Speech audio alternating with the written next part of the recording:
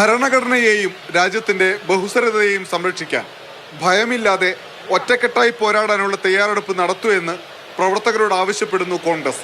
ഭരണഘടനാ സ്ഥാപനങ്ങളെ പിടിച്ചെടുത്തും സമുദായങ്ങൾ തമ്മിൽ ഭിന്നതയുണ്ടാക്കിയും വിദ്വേഷത്തിന്റെ വിത്തുപാകിയും RSS രാജ്യത്തെ തകർത്തില്ലാതാക്കാൻ ശ്രമിക്കുന്നു.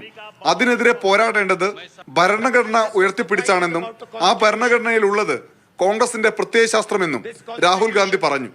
വഖഫ് ബില്ല് പാസാക്കിയ മോദിയും RSSും ഇപ്പോൾ ക്രിസ്ത്യൻ വിഭാഗത്തിനെതിരെ കൂടി തിരിഞ്ഞുവെന്നും രാഹുൽ ഗാന്ധി ചൂണ്ടിക്കാണിക്കുന്നു. And the article that appeared in the RSS magazine, the organizer, where they said that they are now going to attack the land of our Christian brothers and sisters, are both attacks on the Constitution of India, and they must be seen in that light.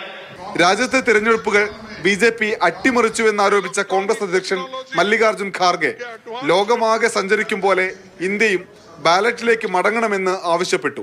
ये सब fraud है कि जिससे आपको फायदा हो, opposition party को नुकसान हो, ऐसे टेक्नोलॉजी बनाकर अगर हमको हराना चाहते हैं, आज नहीं कल इस देश के नौजवान उठेंगे और आपको हाथ पकड़ के ये कहेंगे हमको बैलेट पेपर होना चाहिए, EVM नको.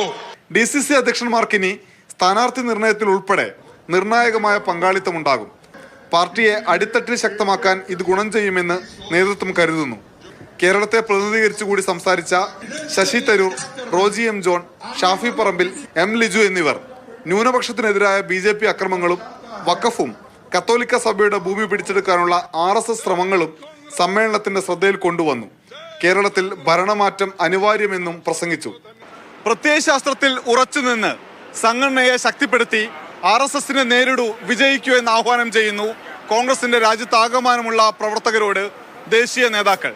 അഹമ്മദാബാദിൽ നിന്ന് വൈശാഖ് ജയപാലിനൊപ്പം അനൂപ് ദാസ്, മാതൃഭൂമി ന്യൂസ്.